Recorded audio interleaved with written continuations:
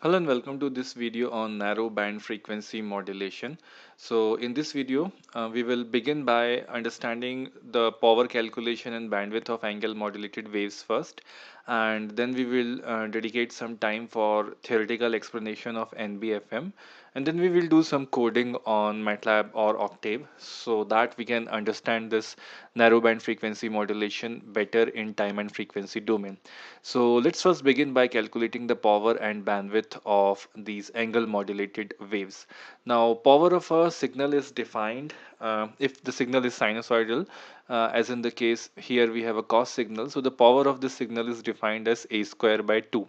And if this happens to be the carrier for angle modulation, then in that case we are not going to do anything with this a because it's not amplitude modulation. So the power will always remain to be a square by 2 if you're taking this as carrier, right? So the power is always constant.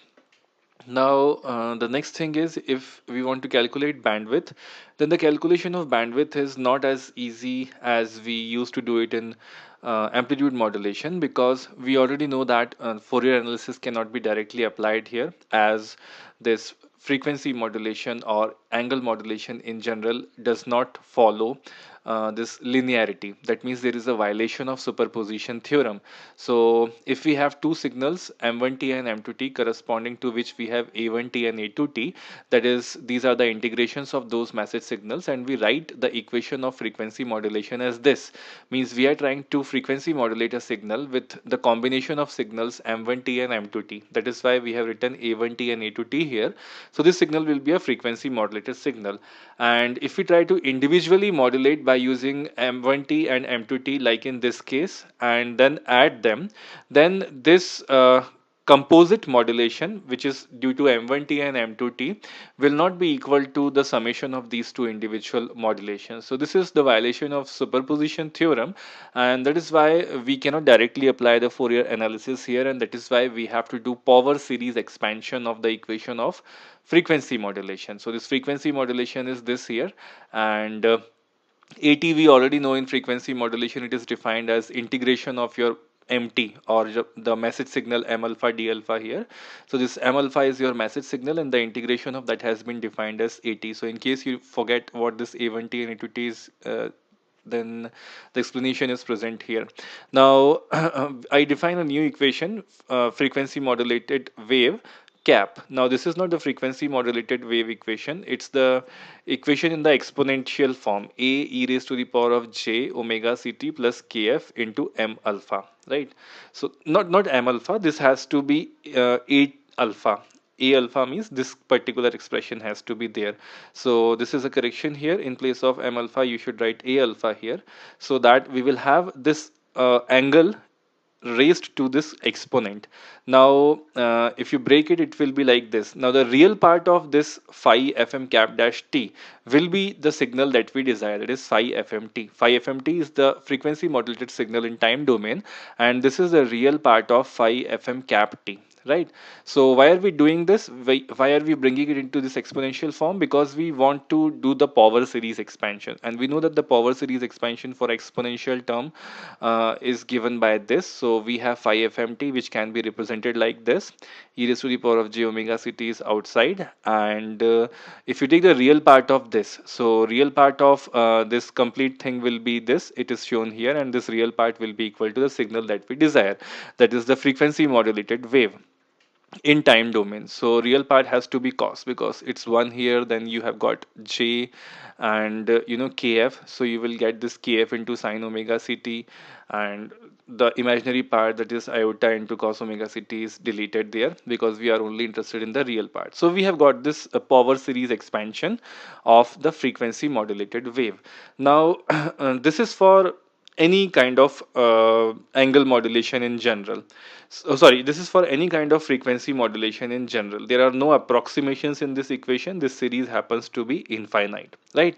And as you can see here, the terms that you have got here are AT, which is an indirect reflection of MT here. If you see that AT is the integration of MT, so this AT is there, A square T, A cube T. So all of these are non-linear terms, and that is why the Fourier analysis is directly little bit difficult to apply. So what we will do is we will categorize FM in two cases: narrow band frequency modulation and wide band frequency modulation.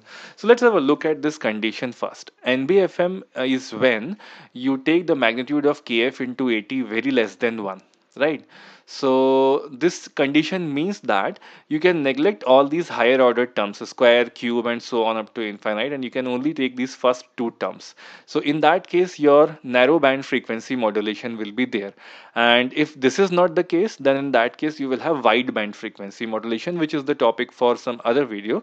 In this video, we are going to discuss narrow band frequency modulation. Now, this if you look at this equation, this is an approximated version of this equation, right? So we are not saying that we have to delete all these terms of a square t, a cube t, etc. till infinite to be able to get this.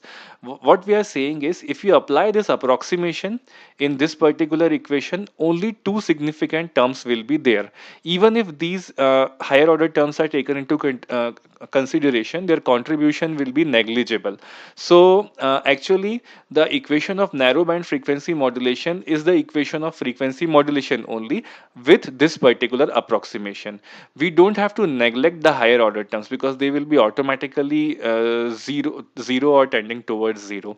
However, if we say that we have got these terms and we are unnecessarily carrying them because they do not carry significant amplitude, so we may neglect them. So here we get the equation of frequency modulation under this approximation, which is the equation of narrow band frequency modulation, but not the actual equation of narrow band frequency modulation. It is the approximation to narrow band frequency modulation, because ultimately, even if it is NBFM or WBFM, every equation will remain same, and this approximation that we have done here, this will be applied to this equation, which will automatically make these higher order terms irrelevant. But then those terms are always there, they cannot be deleted. But for mathematical convenience, we have only taken first two dominant term and we have called it as an approximation to NBFM. So this is the approximation to NBFM signal.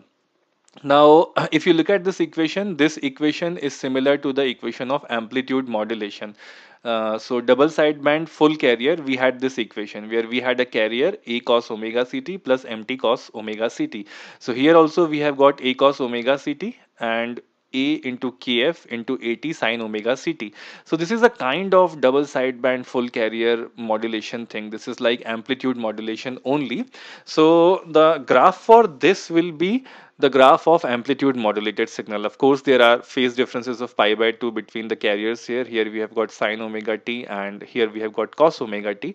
So that will be reflected in the phase plot, but more or less we can say that this is linearly modulated. If we take the NBFM approximated equation, it is linearly modulated.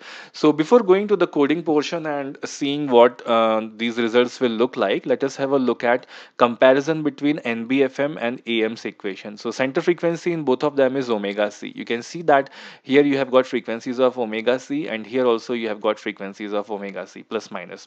Similarly, the bandwidth in case of DSB FC, which is also called as AM, is known to be 2B, and here also the same case will be there. The bandwidth will be equal to 2B because ultimately you can see the equations are related. And then spectrum of the sideband, they have a phase shift of pi by 2 with respect to carrier in NBFM. We have already seen this. Here we have got sine omega ct, but in the actual equation of AM it is cos omega ct. So it has got a phase shift of pi by 2 with respect to your carrier. Means this was the portion which had message in our NBFM signal, this AT signal.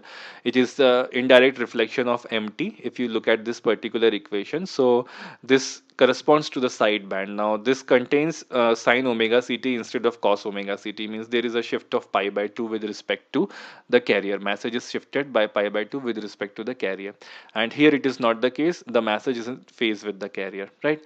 So this is a little comparison between AM and NBFM. They both are similar if you only consider their magnitude spectrum, and phase spectrum will be different by pi by 2. So this is a good comparison.